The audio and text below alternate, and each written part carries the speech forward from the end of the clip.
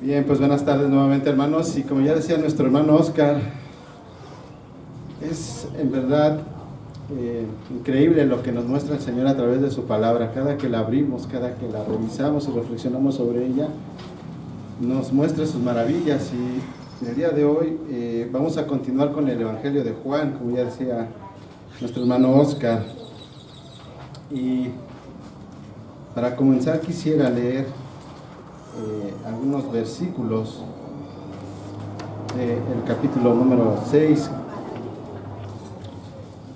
Juan 6:35, dice: Jesús les dijo: yo soy el pan de la vida, el que viene a mí no tendrá hambre, y el que cree en mí nunca tendrá sed.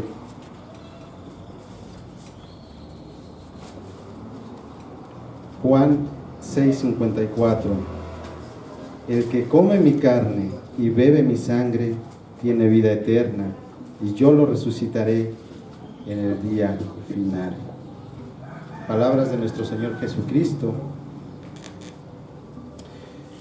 Y estas palabras fueron dichas al final de este capítulo número 6. Jesús está haciendo algunas afirmaciones acerca de él. Pero ¿por qué está diciendo esto Jesús? ¿Por qué está hablando de esta manera? ¿Por qué hace esas afirmaciones? Bueno, para poder entender de mejor manera estas declaraciones de nuestro Señor Jesucristo, hagamos un regreso rápido a lo que hemos visto a lo largo de estos 6 capítulos. ¿Por qué? ¿Por qué hacemos esto? Bueno, porque es el contexto que necesitamos para poder entender mejor estas palabras. En el primer capítulo se nos habla acerca del inicio del ministerio de nuestro Señor Jesucristo. Es interesante ver cómo sucede esto. Juan el Bautista está ahí con sus discípulos y a lo lejos ve a Jesús, y él da testimonio de él. Le dice: he ahí el Cordero de Dios que quita el pecado del mundo. Pero no solo eso, también dice, ahí le dice: este es el Hijo de Dios. Más adelante, en el capítulo 1 también, Andrés, el hermano de Pedro, le dice a Pedro, ahora él da testimonio de Jesús, y le dice a Pedro: hemos hallado, ¿a quién? Al Mesías. Más adelante, Jesús empieza esta serie de señales o de milagros en las bodas de Caná. Ahí Jesús convierte el agua en vino. Pero es interesante que esta primer señal que hace Jesús la hace ante un número reducido de personas. ¿Alguien recuerda ante quién lo hace? ¿Sí? ¿Quién más? Ante sus discípulos y María. ¿Qué? Estos datos parecieran ser no tener ninguna relevancia, pero vamos a ver más adelante que sí la tienen. Más adelante, Jesús va al templo días antes de la fiesta de Pascua y se presenta en el atrio del templo. ¿Qué es lo que hace ahí? Echa a los mercaderes y cambistas del atrio, pero también empieza a revelar a qué viene. Él les habla de una manera indirecta o implícita acerca de la resurrección, cuando les dice que Él restablecería ese templo en 3 días. Posteriormente, ya en la fiesta de Pascua, en el capítulo 2, también se nos dice que Él hace señales y que muchos creyeron en Él durante la fiesta de Pascua. ¿Qué es lo que vamos viendo en todo esto? Primeramente, Juan el Bautista da testimonio de Jesús. Después Andrés. Después él empieza a darse a conocer. Primero ante unos pocos, y poco a poco va dándose a conocer a una mayor cantidad de personas, hasta que llegamos al capítulo número 5, en donde Él sana a un paralítico en el día de reposo. Y esto es algo que llama mucho la atención y se ponen en contra los líderes judíos, porque era en el día de reposo. Y ahí en el capítulo número 5 es la primera vez que se nos menciona en el Evangelio de Juan, que este grupo religioso quiere matar a Jesús. Jesús ha dicho en el versículo 35 del capítulo 6, yo soy el pan de la vida. Y también es interesante saber por qué lo dijo. Recordemos, Jesús ha dado alimento a una multitud. Con solamente 5 panes y 2 peces, Él ha alimentado a una gran multitud. Entonces, Jesús, al ver a estas personas que le quieren hacer rey, por el hecho de haber hecho este milagro, le desean hacer rey. Pero ¿qué es lo que hace Jesús? Jesús se va, se aleja de ahí. Él se va al monte, nos dicen las Escrituras, se aparta. Por otro lado, los discípulos toman una barca y se van hacia Capernaum. Entonces estamos en este momento en esa situación. Jesús, después, al anochecer, emprende el camino también hacia Capernaum, también a través del mar. Los discípulos lo han hecho en una barca, pero Jesús lo ha hecho de una manera muy particular.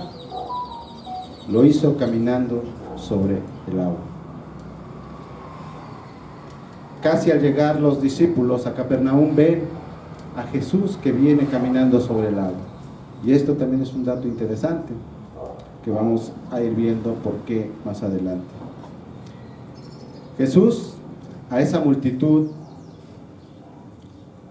que dio, a la cual le dio alimento, lo buscan y ya no está. Y lo siguen al día siguiente, lo van a buscar a Capernaum y lo encuentran. Y entonces es ahí donde empiezan a entablar un diálogo, en donde Jesús hace las afirmaciones que mencionábamos hace un rato. Es interesante ver que aquí Jesús empieza a hacer uso de esa afirmación, de la afirmación yo soy, pero ahora la utiliza con una metáfora. En el Evangelio de Juan aparece 7 veces la afirmación yo soy con alguna metáfora. Aquí dice yo soy el pan de la vida. Después dirá yo soy la luz del mundo. Yo soy la puerta de las ovejas. Yo soy el buen pastor. Yo soy la resurrección. Yo soy el camino, la verdad y la vida. Yo soy la vid verdadera. Todo esto nos mostrará Jesús en lo que resta del Evangelio. Y son afirmaciones que Él está haciendo en este punto. Pero no solamente hace esta afirmación, estas afirmaciones Jesús. Jesús dice otras tantas. Jesús en el versículo 38 nos dice, porque he descendido del cielo, no para hacer mi voluntad, sino la voluntad del que me envió. Juan 6:40, porque esta es la voluntad de mi Padre, que todo aquel que ve al Hijo y cree en Él, tenga vida eterna, y yo mismo lo resucitaré en el día final. Juan 6:44, nadie puede venir a mí, si no lo trae el Padre que me envió, y yo lo resucitaré en el día final. Jesús ha hecho bastantes declaraciones y muy fuertes, porque además de que Él está diciendo quién es Él, también les ha dicho previamente a aquella multitud que lo siguió, quiénes son ellos. Él les dice, ustedes me buscan porque yo les he dado alimento. Y después dice quién es Él en todas estas afirmaciones. ¿Por qué Jesús está diciendo todo esto acerca de Él? Bueno, recordemos lo que decíamos al inicio. todo el capítulo 1 hasta el capítulo 6, hemos visto cómo Jesús empieza a darse a conocer, cómo empieza su ministerio y poco a poco se va dando a conocer a mucha gente. Estamos en el punto en el que los líderes religiosos judíos quieren darle muerte. Jesús ha seguido el plan de Dios en su ministerio. Es el plan de Dios el que está llevando a cabo Jesús. Y todas estas declaraciones las ha hecho después de que Él ha hablado, por ejemplo, con Nicodemo, le ha hablado acerca del nuevo nacimiento, le ha hablado también acerca de cómo Él ha de morir, le ha hablado a la mujer samaritana, diciéndole que Él es el Mesías. Él ha dicho muchas cosas, y esto que estamos viendo aquí en el final del capítulo número 6, son unas declaraciones bastante fuertes, podríamos decirlo, acerca de quién es Él y a lo que ha venido a hacer. Él ha dicho que Él viene del cielo, Él ha dicho que Él da vida, Él ha dicho que resucitará a quienes crean en Él. ¿Por qué nos detenemos tanto en todo esto? Porque estamos en un punto en el ministerio de Jesús, en un punto de inflexión. Jesús, con todo esto que ha dicho, no puede dar marcha atrás. Los líderes religiosos lo buscan para matar. Él ha aseverado que es el Mesías, que Él da vida eterna. Pero como decíamos hace un momento, Jesús, si nosotros estuviéramos viendo de cerca esa situación, imagínense todo esto, Jesús, ¿cómo podría estar? Jesús está en una situación complicada. Jesús está en una situación que tal vez a nosotros no nos gustaría estar como seres humanos. Pero todo esto, hermanos, es parte del plan de Dios. Es parte del plan soberano del Señor. Y es de lo que hablaremos el día de hoy. Vamos a revisar los últimos versículos del capítulo número 6, los versículos 66 al 71. Dice así la palabra del Señor: como resultado de esto, muchos de sus discípulos se apartaron y ya no andaban con él. Entonces dijo Jesús a los 12 discípulos: ¿acaso también ustedes quieren irse? Simón Pedro les respondió: Señor, ¿a quién iremos? Tú tienes palabras de vida eterna, y nosotros hemos creído y sabemos que tú eres el Santo de Dios. Jesús les respondió: ¿no los escogí yo a ustedes, los 12, y sin embargo uno de ustedes es un diablo? Él se refería a Judas, hijo de Simón Iscariote, porque uno de los 12, le iba a entregar. El versículo 66 empieza diciéndonos, como resultado de esto, es decir, como resultado de todas estas declaraciones que ha hecho Jesús acerca de su persona. ¿Qué sucedió después de estas declaraciones? Muchos de sus discípulos se apartaron y ya no andaban con él. En estos versículos podemos ver un contraste entre dos grupos de personas: los falsos discípulos y los verdaderos discípulos de Jesús. La Reina Valera describe un poco mejor la situación. Ahí en el final del versículo 66 dice que volvieron atrás. ¿Quiénes? Muchos de sus discípulos que le habían empezado a seguir. Y es literal, volvieron atrás. A lo que se refiere aquí este versículo es que efectivamente todos aquellos que seguían a Jesús en ese momento, que escucharon esas declaraciones y se apartaron de él, volvieron atrás, volvieron a su anterior modo de vida, volvieron al pecado, regresaron al mundo de donde habían venido. Estos falsos discípulos abandonaron a Jesús porque realmente no creían en él.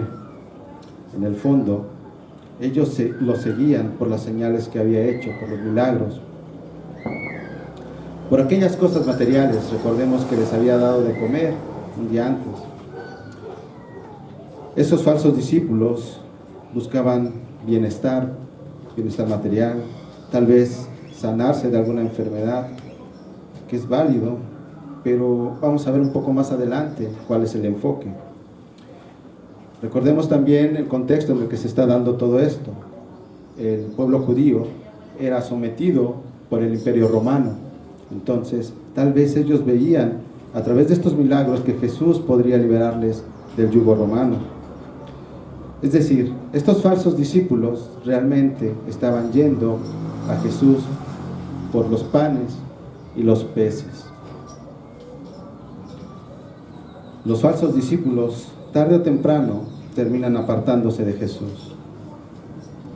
¿Por qué? Porque esos falsos discípulos no los llevó el Padre al Hijo, sino que estos falsos discípulos fueron a Jesús por intereses personales, por lo que ellos necesitaban.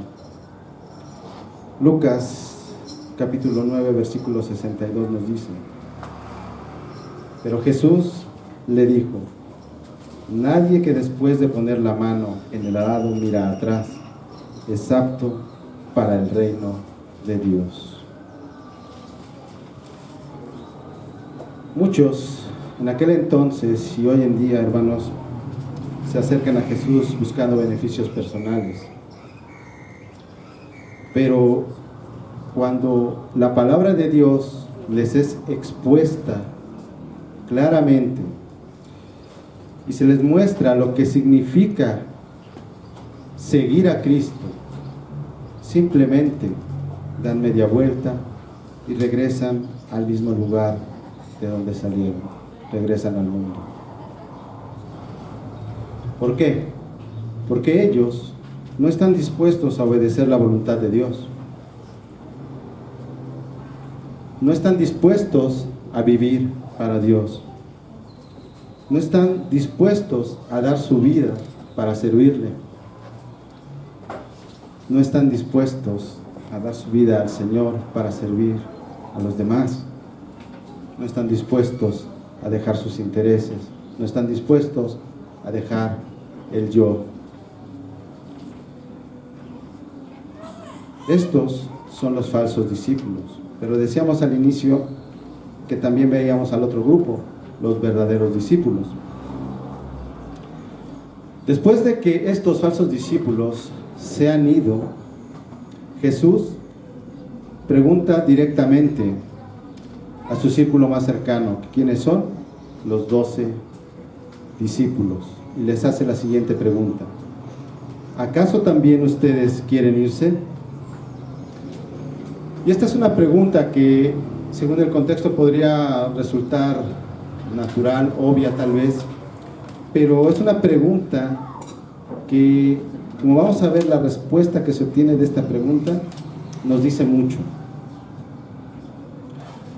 Lo primero es que cuando Jesús ve que los falsos discípulos, o aquellos que no creían en Él, se empiezan a ir, no les dice nada, simplemente los deja ir. Sin embargo, a los 12 discípulos voltea y les da la opción de ir con aquellos falsos discípulos o seguir con Él. Pero, como decía hace un momento, la respuesta que da Pedro es muy interesante. Pedro responde a la pregunta del Señor: Señor, ¿a quién iremos? Tú tienes palabras de vida eterna. Y esta es una respuesta que vamos a revisar con detalle. Lo primero que podemos ver es que quien toma la palabra es Pedro. Muchas veces lo ha hecho en las Escrituras. Pero es interesante ver que él aquí incluye a todos los discípulos, porque dice: ¿a quién iremos? Los 12. Entonces, a esta pregunta, Pedro nos dice: ¿a quién iremos? Hay dos opciones, como acabamos de ver: o seguir a Jesús o volver al mundo. No hay más. ¿Seguirán a Jesús o regresarán a ese mundo lleno de pecado? Pero hay más. Pedro completa la respuesta diciendo el motivo por el cual ellos le seguirán. Pedro le dice: tú tienes palabras de vida eterna. Es decir, Pedro le está diciendo a Jesús que Él tiene el poder para dar esa vida eterna. Y continúa diciendo Pedro en el versículo 69: y nosotros hemos creído y conocemos que tú eres el Cristo, el Hijo del Dios viviente. Nuevamente, Pedro incluye a los 12. Nosotros hemos creído y conocemos que tú eres el Cristo. Seguramente por nuestra mente está pasando una afirmación segura, una afirmación semejante a la que está haciendo Pedro aquí. En Mateo, capítulo 16, versículos 13 al 17, se nos dice: cuando Jesús llegó a la región de Cesarea de Filipo, preguntó a sus discípulos: ¿quién dicen los hombres que es el Hijo del Hombre? Y ellos respondieron: unos Juan el Bautista, y otros Elías, pero otros Jeremías, o alguno de los profetas. ¿Y ustedes, quién dicen que soy yo?, les preguntó Jesús. Simón Pedro respondió: tú eres el Cristo, el Hijo del Dios viviente. Entonces Jesús le dijo: bienaventurado eres, Simón, hijo de Jonás, porque esto no te lo reveló carne ni sangre, sino mi Padre que está en los cielos. Entonces, lo que podemos ver en estas afirmaciones de Pedro es que el Padre es quien ha llevado a estos 12 discípulos al Hijo. Ellos están pudiendo ver quién es Él. ¿Qué hay de diferente entre aquellos falsos discípulos y estos 12 discípulos que están diciendo que seguirán a Jesús? Recordemos que estos discípulos son personas que no tienen una preparación como los fariseos o algún cargo político. Son personas comunes, que tienen oficios comunes. Pero, ¿qué pasa? ¿Por qué ellos han podido ver esto? Bueno, como hemos dicho, el Padre los ha llevado. Pero no solamente eso, no es llegar, es pasar tiempo con Él. Al principio hablábamos del ministerio de Jesús. Cuando Jesús pasó, cuando Andrés le dice a Pedro: hemos encontrado al Mesías, esa afirmación la hizo después de que Juan y él, en el capítulo 1, se dice que pasaron un tiempo con Jesús. Después, cuando convierte el agua en vino, ¿quiénes estuvieron presentes? Los discípulos. ¿Ante quiénes hizo la afirmación de restaurar el templo en 3 días? Ante los discípulos. Y si seguimos cada paso que da Jesús en su ministerio, casi siempre van a estar ahí. ¿Quiénes? Los discípulos. Los falsos discípulos estuvieron, ¿dónde? Cuando los alimentó.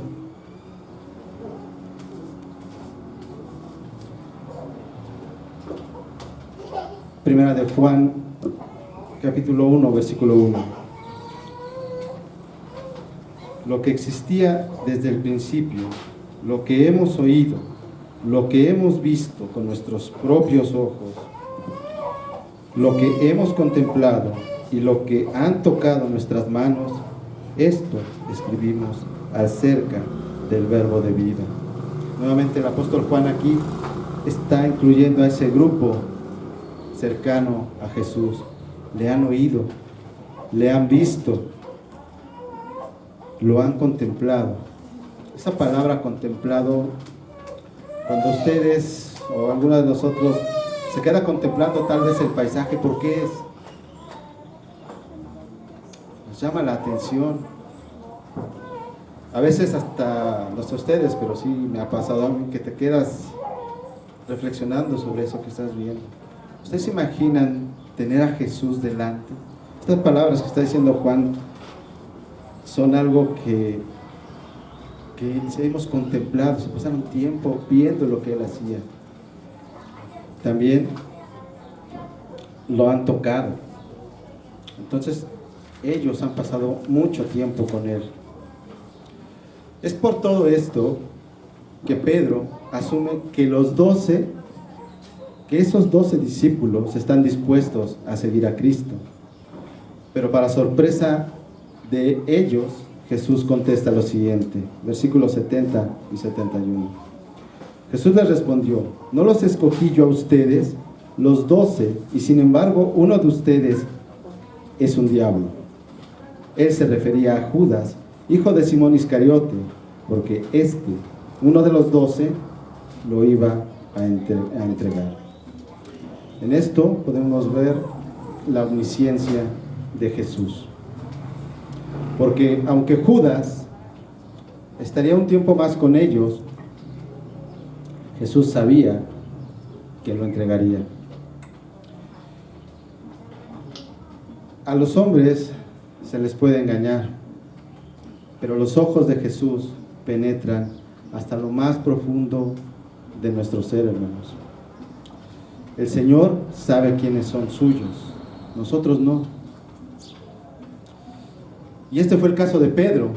Pedro hace referencia, ha de haber recordado todo lo que vivieron con Jesús y habló por los 12, estando seguro de que todos tenían el mismo sentir, pero no era así. Nuevamente, todo esto forma parte del plan soberano de Dios. Nada ha salido de su control.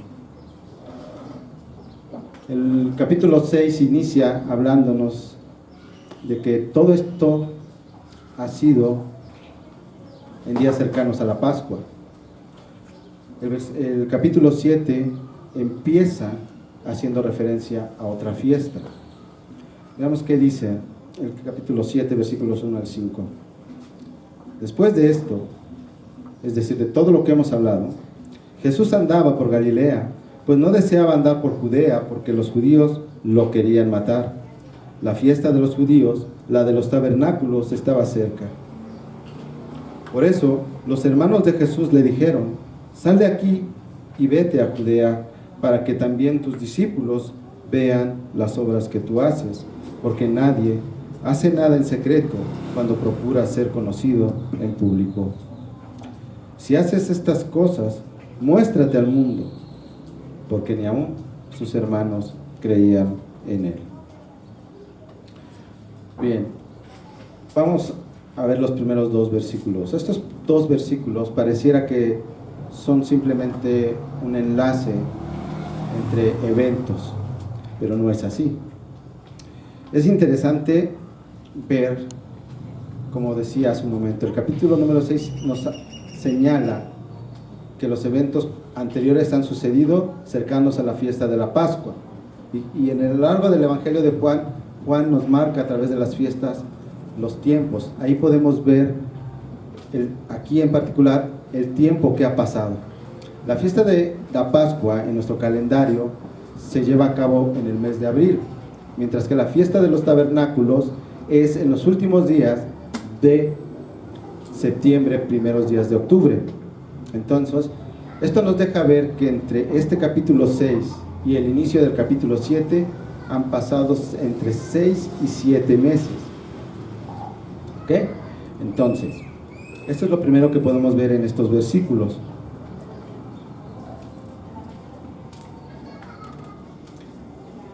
¿Qué más podemos ver aquí? Bueno, se nos dice que Jesús andaba por Galilea, ya que no deseaba andar por Judea, pues los judíos lo querían matar. Cuando se refiere a los judíos, estamos hablando de los líderes religiosos. Jesús andaba por Galilea. Eso también es interesante. Cualquiera de nosotros, por miedo, tal vez estaríamos escondidos en una situación parecida a la de Jesús. Pero aquí el texto nos dice que él andaba por Galilea. Entonces, él no estaba escondido.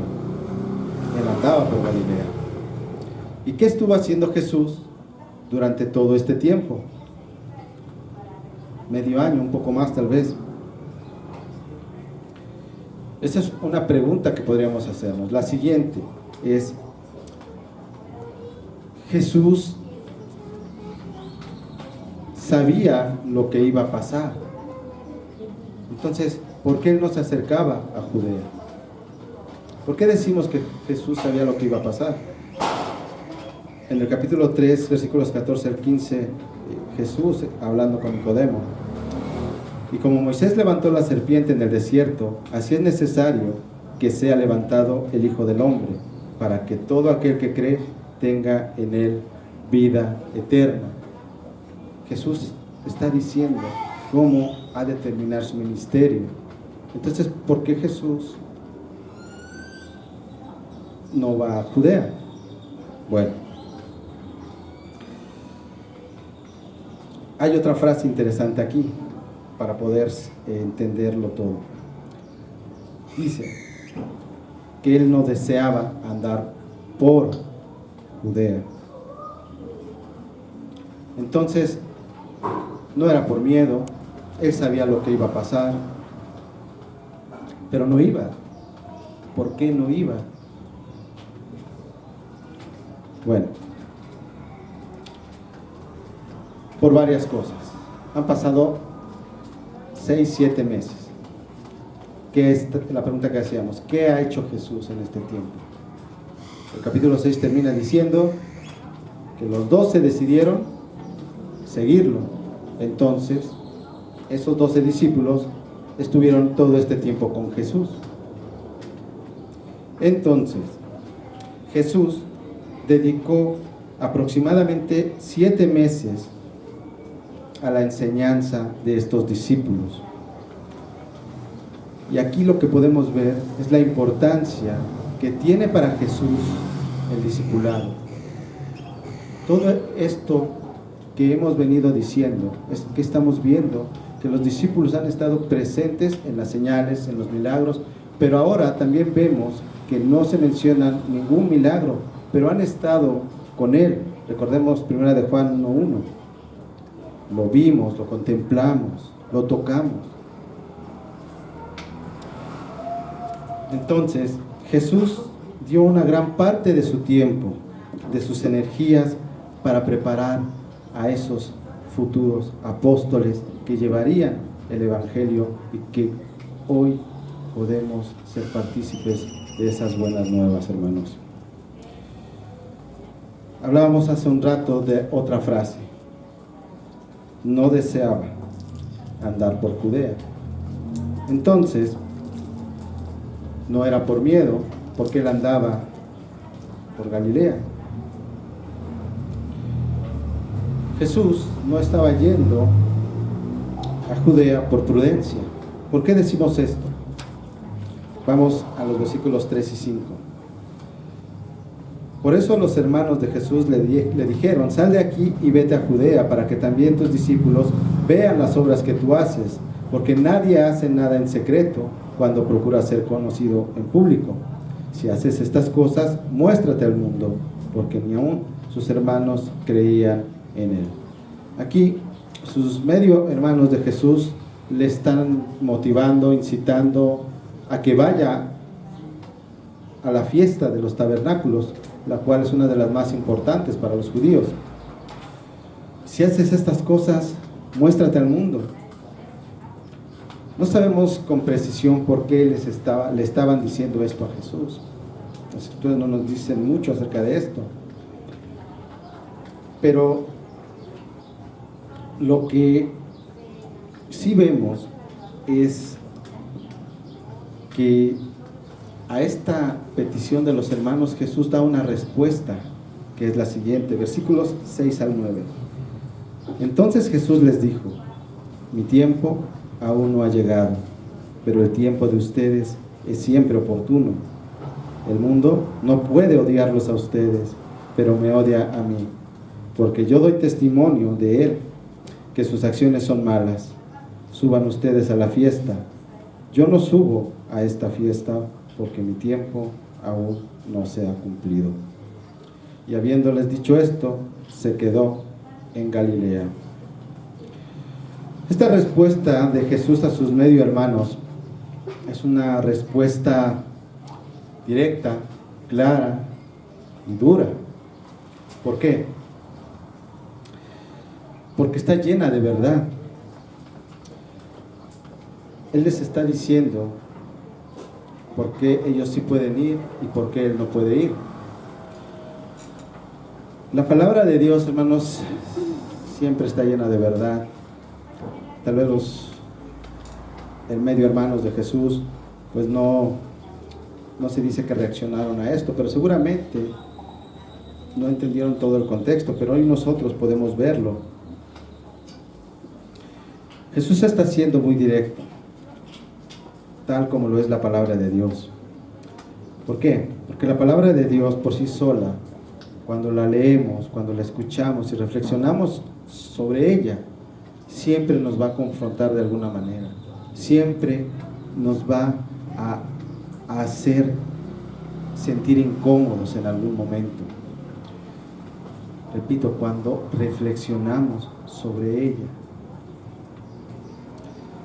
¿Por qué?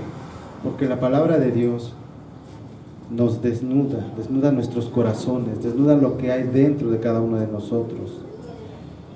La palabra nos confronta. ¿Por qué decimos todo esto? Jesús les ha dicho a sus hermanos, ellos pueden ir sin problema a la fiesta. ¿Por qué? Pues porque ellos no creen en Jesús. Ellos, decíamos hace un momento, si no siguen a Jesús, ¿dónde están? En el mundo. Son parte de eso.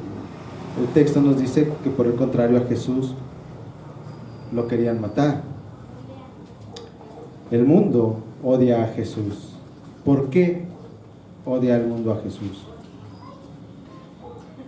Porque Él ha mostrado, en aquel momento mostró su corrupción, la religiosidad, los intereses mundanos.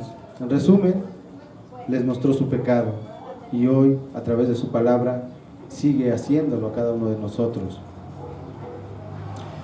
El ser humano no tolera que sus pecados le sean mostrados. Es algo que ofende gravemente al pecador, aunque sepa que está mal, lo incomoda. Y por ello, buscará por cualquier medio seguir ocultando ese pecado. Y en el caso en el que pudiera ser develado su pecado, a costa de lo que sea, querrá justificar el por qué ha cometido ese pecado. Entonces, Jesús ha hablado directo a sus medio hermanos. Pero también en estos versículos llama la atención que en 2 de los versículos dice 2 frases prácticamente iguales. Les dice que en el versículo 6, mi tiempo aún no ha llegado.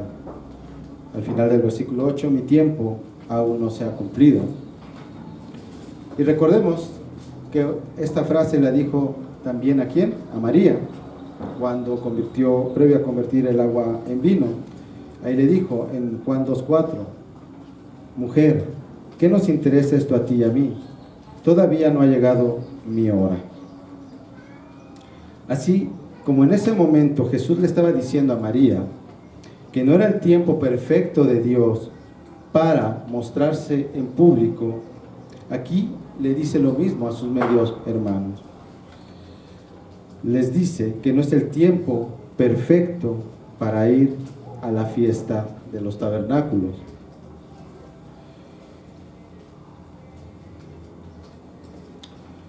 Entonces, ¿qué vemos aquí? Vemos en estos versículos una dependencia y un compromiso completos por parte de Jesús al plan soberano que tiene el Padre para él. vemos a Jesús en todo momento en obediencia. Él siempre cumplió al pie de la letra el plan del Padre. Y eso, hermanos, también es algo que debemos ver nosotros, y no solamente ver, sino aplicar. ¿Por qué? Porque Dios tiene un propósito, un plan para nuestras vidas. En todo esto vemos tiempos, pero hay un elemento más. Vayamos a los versículos 10 al 13. Pero cuando sus hermanos subieron a la fiesta, entonces Jesús también subió, no abiertamente, sino en secreto. Por eso los judíos lo buscaban en la fiesta y decían: ¿dónde está ese? Y había mucha murmuración entre la gente acerca de él. Unos decían: él es bueno. Otros decían: no, al contrario, extravía a la gente. Sin embargo, nadie hablaba abiertamente de él por miedo a los judíos. Si recuerdas los versículos previos a estos, podrías estar pensando: Jesús mintió. Él acaba de decir versículos antes que no iría a la fiesta. Sin embargo, acabamos de leer que fue. En el versículo 8, en la Reina Valera, nos da una traducción que es más entendible. Dice así, versículo 8: subid vosotros a la fiesta. Yo no subo todavía a esa fiesta, porque mi tiempo aún no se ha cumplido. Como decía hace un momento, no solamente el plan de Dios es en el tiempo perfecto de Él, sino que lo que estamos viendo aquí también es la forma en la cual lo está llevando a cabo Jesús. ¿Qué dicen los versículos? Que subió ¿cómo? En secreto. No subió con todos sus hermanos, que posiblemente tal vez irían con más gente, sino que Él va en secreto. Todos estos detalles nos muestran que Jesús está siguiendo en tiempo y forma el plan de Dios. Bien, por último, vayamos a los versículos 12 y 13. Ahí se nos dice que la gente murmura, que están murmurando. Están diciendo algunos que Jesús es bueno, y otros dicen o decían que extravía a la gente. Estas expresiones, esto que están hablando acerca de Jesús, pues son cosas erróneas o incompletas. En el caso, sabemos que Jesús es bueno, pero no solamente es bueno, pero sabemos que Él no extravía a las personas, sino todo lo contrario.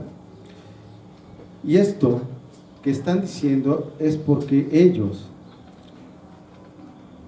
no conocen a Jesús. Ellos tienen una opinión de Él de manera superficial. Ellos no lo conocen en verdad. Tal vez solamente han escuchado acerca de esos milagros, de esas señales, y están ahí por curiosidad, y todo el mundo habla de Él. Y esto, hermanos, como decía, es el resultado. Hoy lo podemos aplicar, lo podemos ver en estos días, tal vez a nosotros. Eso puede pasar si nosotros no conocemos a Jesús. Si nosotros no pasamos tiempo con Él, podemos estar compartiendo o viviendo de una manera en la que, compartiendo a Jesús, al Jesús que no está en la Biblia. Si nosotros necesitamos pasar tiempo con Él, nosotros necesitamos ver ese ejemplo.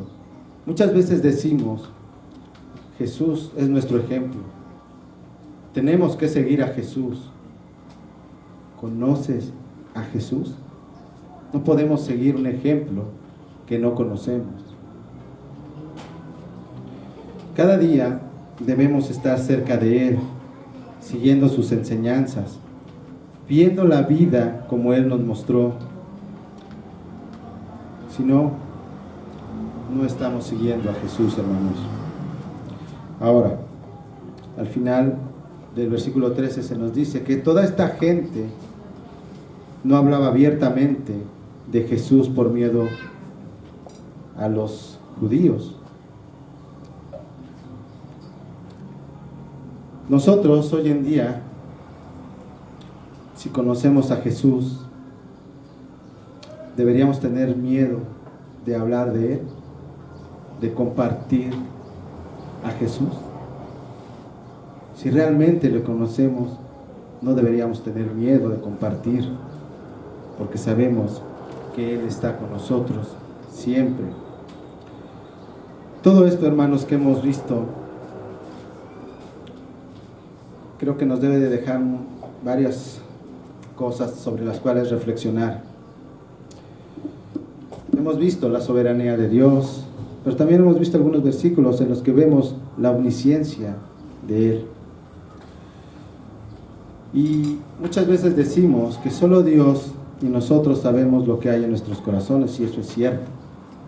Lo acabamos de ver en el caso de Pedro, ¿no? Él asumía que los 12 estaban en el mismo sentir, la misma unión con Cristo, pero no es así, no fue así.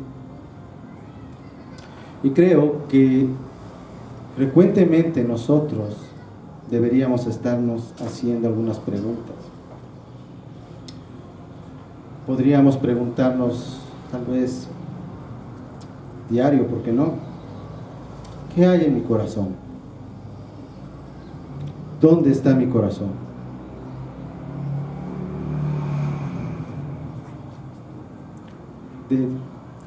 ¿En dónde está ese corazón?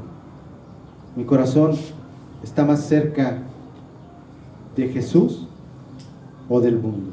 Porque como hemos visto, si tú no estás cerca de Jesús, estás en el otro lado. ¿Dónde está nuestro corazón?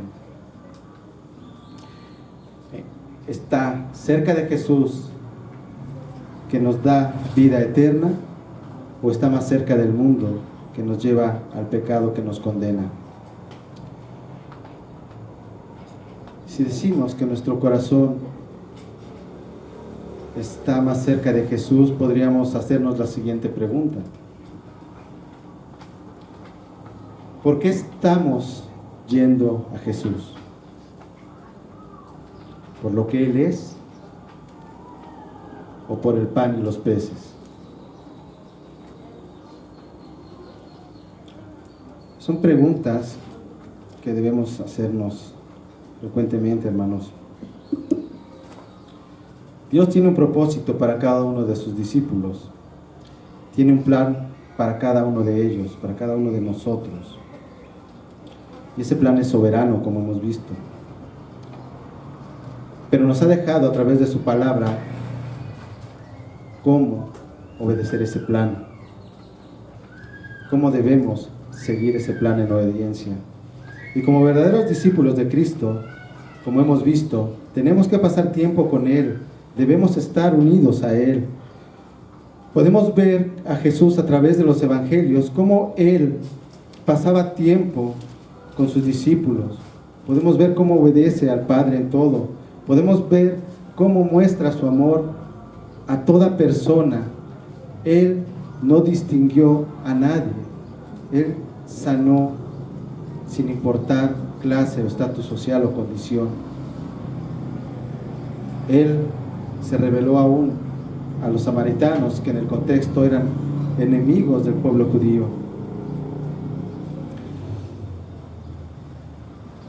Y eso es muy importante, hermanos. Lo que quisiera compartir con ustedes el día de hoy es que Jesús, a través de estas señales, nos muestra la divinidad, su divinidad. Podemos ver señales, de verdad, de esos milagros tan grandes que solamente Dios puede hacer. Pero algo muy importante, hermanos, y que muchas veces tal vez pasamos de largo, es esto: es cómo vivió Jesús entre nosotros. Él dedicó su tiempo, su esfuerzo en guiar a esos discípulos para que hoy nosotros pudiéramos tener el Evangelio, pudiéramos ser parte del pueblo de Dios. Y es lo que debemos imitar. Debemos tender la mano a todo nuestro prójimo, a nuestros hermanos. Y cuando me refiero a tender la mano, no solamente es en lo material. Podemos decir es que estoy limitado, pero nos sentamos a escuchar a nuestros hermanos cuando tienen algún problema. Jesús estuvo mucho tiempo con los discípulos y todo ese tiempo que pasaron con Él los cambió. A través de los evangelios podemos ver todas estas cosas, pero por sobre todo podemos ver en cada uno de los 4 evangelios cómo Él se entregó por cada uno de nosotros en la cruz. Primera de Juan 3, versículos 13 al 16. Hermanos, no se maravillen si el mundo los odia. Nosotros sabemos que hemos pasado de muerte a vida porque amamos a los hermanos. El que no ama permanece en muerte. Todo el que aborrece a su hermano es un asesino. Y ustedes saben que ningún asesino tiene vida eterna permanente en él. En esto conocemos el amor, en que Él puso su vida por nosotros. También nosotros debemos poner nuestras vidas por los hermanos. Los verdaderos discípulos de Cristo son aquellos cuya vida ha sido transformada por el Evangelio. Son aquellos que viven para Cristo. Son aquellos que dan su vida por sus hermanos. Esos son los verdaderos discípulos de Cristo. Y mi oración, hermanos, es porque todos los que estemos aquí seamos verdaderos discípulos de Cristo y los sigamos mostrando su amor a todos aquellos que nos rodean. Vamos a orar, hermanos. Señor, te damos gracias, Padre, por tu palabra, por todo esto que nos muestras. Gracias por tu Hijo. Gracias, Señor, porque a través de Él nos has mostrado cuál es el plan que tienes para nosotros. Es seguir sus pasos, pero verdaderamente y realmente, Señor, en todo lo que Él nos mostró, todo lo que tú has dejado en tu palabra. Ayúdanos, Señor, a seguir este plan que tienes para cada uno de nosotros. Guíanos a través de tu palabra. Danos ese corazón dispuesto para buscar de ti a través de la palabra, Señor, y mostrar el amor que tú nos has dado a través de tu Hijo a todos aquellos que nos rodean. Señor, yo te pido por el corazón de todos mis hermanos y de aquellos, Señor, que aún no te conocen realmente. Si hoy, Señor, has tocado sus corazones, llévalos, Señor. Tu palabra nunca regresa vacía, Señor. Oramos, Padre, porque cada uno de los que hemos escuchado tu palabra seamos verdaderos discípulos de tu Hijo. Gracias, Señor, por todo. En el nombre de Cristo Jesús. Amén.